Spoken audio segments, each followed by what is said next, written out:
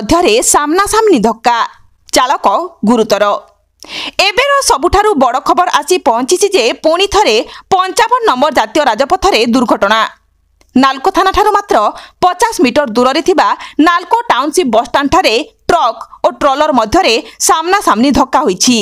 ଧକ୍କାଟି ଏତେ ଭୟଙ୍କର ହୋଇଛି ଯେ ଡ୍ରାଇଭର ଜଣକ ଟ୍ରକ୍ ଭିତରେ ଚାପି ହୋଇଯାଇଥିଲେ। ଟ୍ରକ୍ର ସମ୍ପୂର୍ଣ୍ଣ ଭାଗଟି ସମ୍ପୂର୍ଣ୍ଣ ଭାଙ୍ଗିରୁଜି ଯାଇଥିବା ବେଳେ ଅନେକ ସମୟ ଧରି ଡ୍ରାଇଭର ଜଣକ ବାହାରିବାକୁ ଚେଷ୍ଟା କରୁଥିଲେ।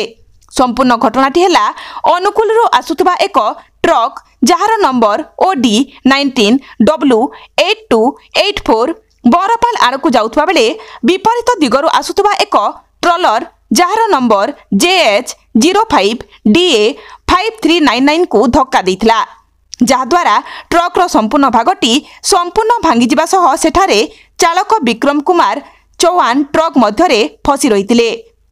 ଘଟଣାକୁ ଦେଖି ସେଠାର ସ୍ଥାନୀୟ ଲୋକେ ଜମା ହେବା ସହ ତୁରନ୍ତ ଆମ୍ବୁଲାନ୍ସ ଓ ଅଗ୍ନିଶମ ବିଭାଗକୁ ଫୋନ୍ କରି ଡାକିବା ସହ ଅଗ୍ନିଶମ ବାହିନୀ ଦ୍ୱାରା କଟର ସାହାଯ୍ୟରେ କାଟି ବାହାର କରାଯାଇଥିଲା। ଅନୁଗୁଳରୁ ସୁଶାନ୍ତ କୁମାର ସାମଲଙ୍କ ରିପୋର୍ଟ, ଜାଗ୍ରତ ଭାରତ ନ୍ୟୁଜ୍।